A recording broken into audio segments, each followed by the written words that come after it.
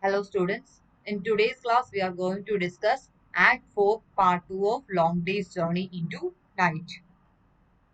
In this particular act, we can see Jamie finally approaching the house after spending the entire evening in the town with horse and drinks. On seeing Jamie approaching the house, the father tyrant leaves the room. He steps into the next room.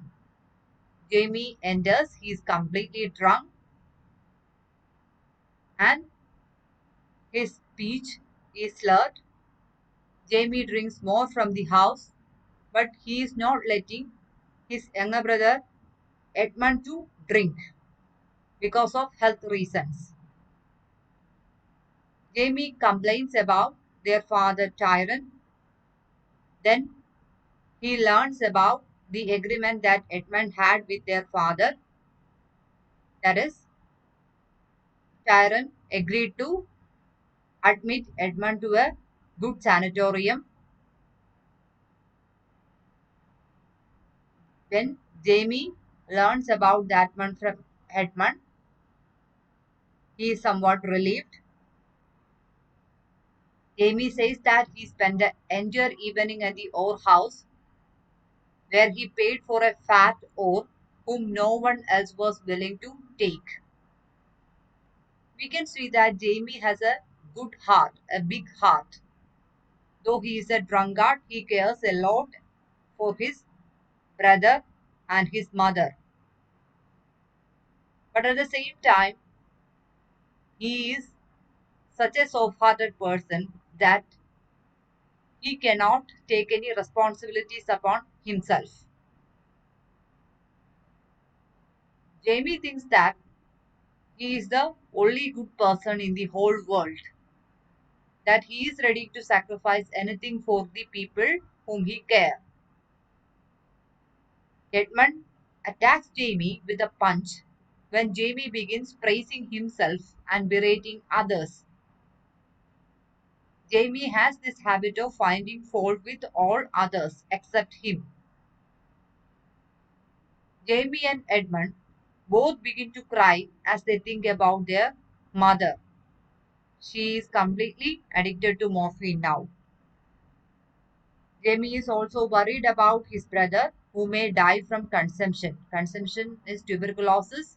In those days, tuberculosis used to be a fatal disease, and Jamie was all the more concerned because he was not sure whether their father would admit Edmund to a good sanatorium. Jamie also admits that he has been a bad influence on his younger brother Edmund, and he says that he did it on purpose.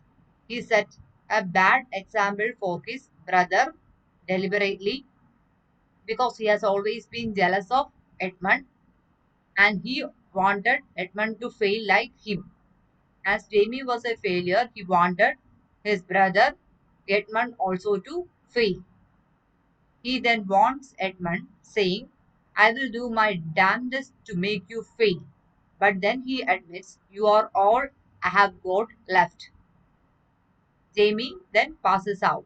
Here we can see that there is this strange connection between the two brothers, between Edmund and Jamie. They have a deep underlying love for each other. At the same time, Jamie is also jealous of Edmund, but he never wants anything bad to happen to Edmund because he is the only one that he has left in this world. His mother is already addicted to morphine. So there is this strange connection, this strange bond between the two brothers. They have a deep underlying love for each other. The father tyrant then enters after overhearing the conversation between Edmund and Jamie. Jamie has now passed out after drinking, and Tyrant says that he has been issuing the exact same warning to Edmund for many years. That Tyrant has been telling his younger son that Jamie is a bad influence on him. Tyrant tells him that I had already told you that he is doing it on purpose in order to make you a failure. Jamie and Tyrant both pass out briefly until they are awoken by the sound of Mary playing the piano in the next room. She is in a delirious state.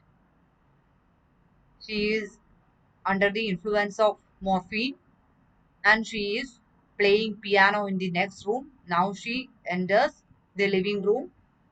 Mary is very pale and very clearly on a substantial dose of morphine.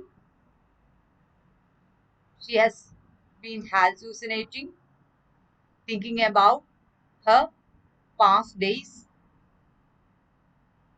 She thinks that she is in a convent. In her hands, she is holding her wedding gown, which she fished out of the attic earlier. She is living in memories. Edmund suddenly tells Mary that he has consumption, but she tells him not to touch her because she wants to be a nun. Here we can see that Mary is completely under the influence of morphine. She has not even listened to what Edmund has been saying about his health condition.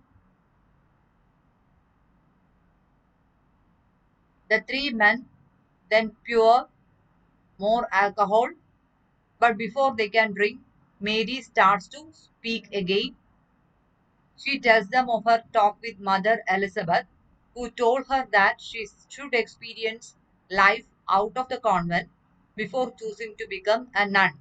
Here, Mary is dwelling on her past, and after consuming morphine, she is reliving her past days. She remembers her conversation with Mother Elizabeth, who advised her to experience life out of the convent before choosing to become a nun.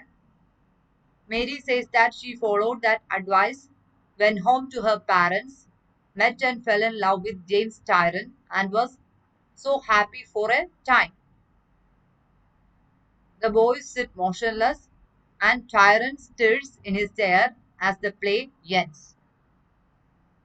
So, all the people are unhappy. Mary feels she has lost everything. She feels that she has sacrificed her entire life for the family. Tyrone also feels the same. The boys feel that their parents never lived up to their standards. They had always been quiet, negligent of their sons. So everyone in the family is unhappy, but they also have a mutual connection, a mutual bond of underlying love. They, though, don't know how to express it.